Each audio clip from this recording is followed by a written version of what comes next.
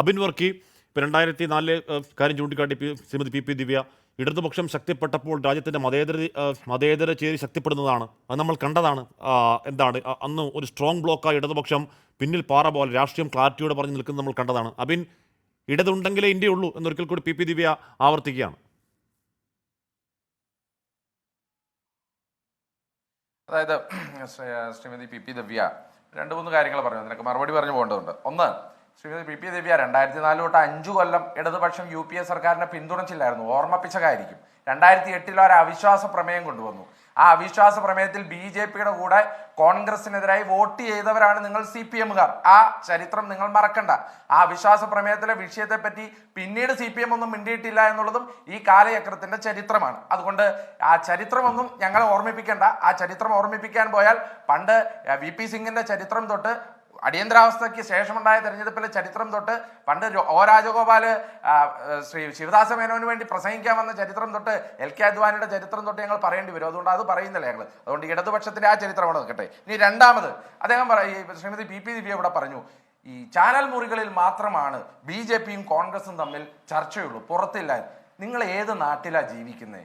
ഇവിടെ നരേന്ദ്രമോദി പേരെടുത്ത് വിമർശിക്കുന്നത് രാഹുൽ ഗാന്ധിയെയും കോൺഗ്രസിനെയാ, അല്ലാതെ പിണറായി വിജയനെയും സീതാറാം യെച്ചൂരിയെയും CPMനെ അല്ല. അത് ആദ്യം മനസ്സിലാക്കണം. ഇപ്പൊ യുവരാജ് ഗോകുൽ ഇവിടെ ഇരുന്ന് പറയുന്നത് നരേന്ദ്രമോദി രാഹുൽ ഗാന്ധി പറഞ്ഞ കാര്യം, ജയറാം രമേശ് പറഞ്ഞ കാര്യം, സാം പിത്രോദ പറഞ്ഞ കാര്യം എന്നൊക്കെ പറഞ്ഞാൽ കോൺഗ്രസിനെയാണ് വിമർശിക്കുന്നത്, അല്ലാതെ CPMനെ അല്ല വിമർശിക്കുന്നത്. ഇനി അവരിവിടെ ഇരുന്ന് 2-3 കാര്യം, അപക്വമായ പ്രതിപക്ഷ നേതാവ് ശ്രീ ഹാഷ്മി ഇന്ന് മറ്റൊരു ചാനലിന്റെ റിപ്പോർട്ടർക്ക് ബഹുമാനപ്പെട്ട കേരളത്തിലെ മുഖ്യമന്ത്രി ഒരു ഇന്റർവ്യൂ കൊടുക്കുന്നത് ഞാൻ കണ്ടു. അദ്ദേഹം ഒരു ചോദ്യം ചോദിച്ചു. ചോദ്യത്തിന് ഉത്തരം പറഞ്ഞത് എന്താണെന്നറിയോ? നിങ്ങൾ കാണിക്കുന്ന ചെറ്റത്തരം.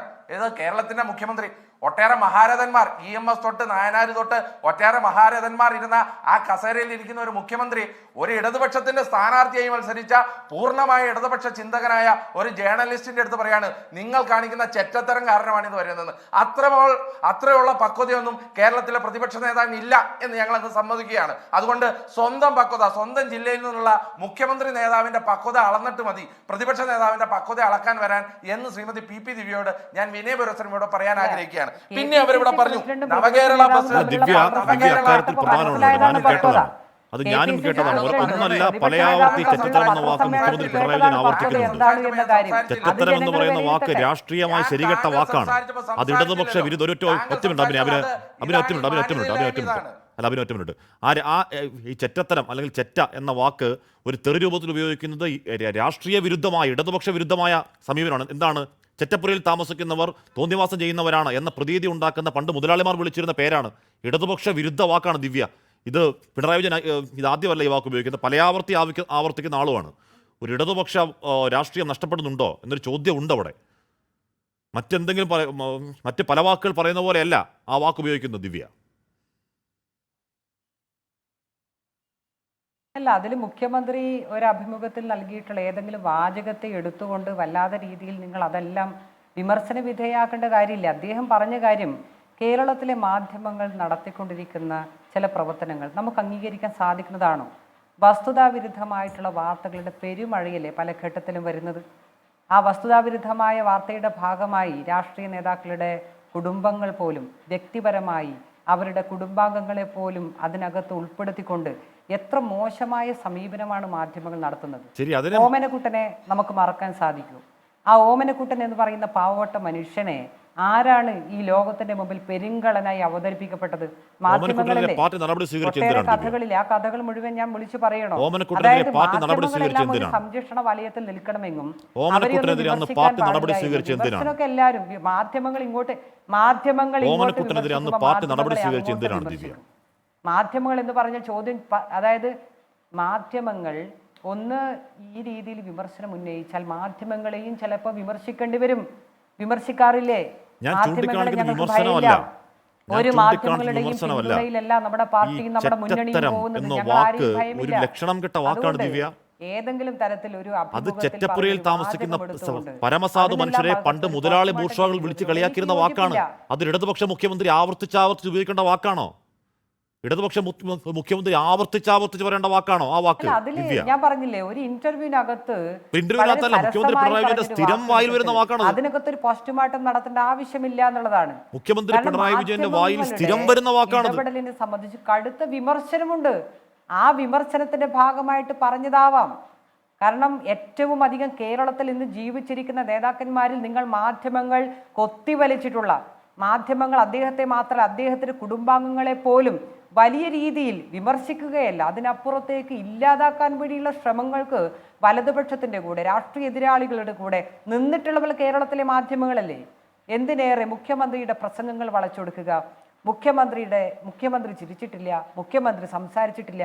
ജനങ്ങൾക്ക് മുമ്പിൽ കേരളത്തിലെ മുഖ്യമന്ത്രിയുടെ ഒരുപക്ഷെ അദ്ദേഹത്തെക്കുറിച്ച് തെറ്റിദ്ധാരണാജനകമായിട്ടുള്ള രീതിയിലുള്ള ഒരു ഇടപെടൽ പ്രചരണം ഉണ്ടാക്കിയെടുക്കുന്നതിന് വേണ്ടി നല്ല ശ്രമം കേരളത്തിലെ മാധ്യമങ്ങൾ നടത്തുന്നില്ലേ? ആ ശ്രമങ്ങളെ തീർച്ചയായിട്ടും ഞങ്ങൾ വിളിക്കേണ്ടത്. അല്ല, ചെറ്റാന്ന് വിളിക്കണോ?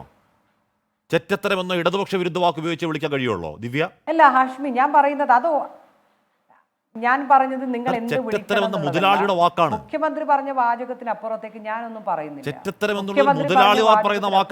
ഞാനൊന്നും പറയുന്നില്ല. അത് പണ്ടത്തെ നാടുവാഴിമാരുടെ വാക്കാണ്. ഇടതുപക്ഷത്തിന്റെ മുഖ്യമന്ത്രി നാടുവാഴിയാണോ, രാജാവാണോ? അല്ലല്ലോ, ഇടതുപക്ഷത്തിന്റെ മുഖ്യമന്ത്രി അല്ലേ? മനുഷ്യരുള്ള ഒരു പാർട്ടിയിലാണ് നമ്മളുള്ളത്. അത് രാജാക്കന്മാരുടെ വാക്ക്. സർ, ഓമനക്കുട്ടനോട് പാർട്ടി നടപടി സ്വീകരിച്ച എന്തിനാണ്? ഓമനക്കുട്ടനോട് പാർട്ടി നടപടി സ്വീകരിച്ച എന്തിനാണ്? ആ രീതിയിലൊന്നും നമ്മൾ പറയേണ്ട. അല്ല, ആ രീതിയിൽ നമുക്ക് പോവാം. ഓമനക്കുട്ടനെ പറ്റി മാധ്യമം കൊടുത്താണെങ്കിൽ എന്റെ മാധ്യമം കൊടുത്തിട്ടുണ്ടല്ലോ, വേറെ കാര്യം പോട്ടെ. എന്റെ മാധ്യമം ചർച്ച ചെയ്തിട്ടില്ല, പോട്ടെ. ഈ ഓമനക്കുട്ടനാണ് ചർച്ച ചെയ്തെങ്കിൽ ഓമനക്കുട്ടനെതിരെ പാർട്ടി നടപടി സ്വീകരിച്ച എന്തിനാണ്? എന്തിനു സമയം കളയുന്നു? ഈ വാക്കുമായി ബന്ധപ്പെട്ട മറുപടി ഞാൻ പറഞ്ഞു കഴിഞ്ഞില്ലേ? ഈ വാക്കുമായി ബന്ധപ്പെട്ട് എനിക്ക് പറയാനുള്ള കാര്യം ഞാൻ പറഞ്ഞു കഴിഞ്ഞു. അതൊരു ശരികെട്ട വാക്കാണ്. രാഷ്ട്രീയ കാര്യങ്ങൾ ചർച്ച ചെയ്യാം.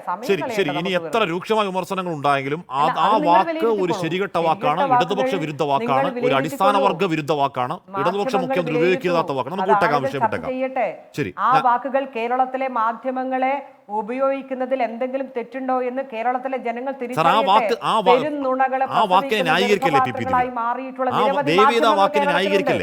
വാക്ക് ഒരു ഇടതുപക്ഷ വിരുദ്ധ വാക്കായതാണ് ഞാൻ പറയുന്നത്. അത് രാഷ്ട്രീയ നേതാക്കൾ മാത്രമല്ല, മറ്റേ ഇപ്പൊ പരനാറി അടക്കം, പരനാറി എന്ന് പറയുന്ന മുഖ്യമന്ത്രി നേരത്തെ ഉപയോഗിച്ച വാക്കടക്കം, നിഷ്ഠജീവി എന്ന വാക്കടക്കം, അതിൽ നിന്ന് വ്യത്യസ്തമായി നിൽക്കുന്ന ഒരു ഇടതുപക്ഷ വിരുദ്ധ അടിസ്ഥാന വർഗ വിരുദ്ധ വാക്കാണ് ഈ പറയുന്ന വാക്ക്. അതുകൊണ്ടാണ് അതിനെ എടുത്തെടുത്ത് പറഞ്ഞത്. പോട്ടെ, നമുക്ക് ആ ചർച്ച വിടാം.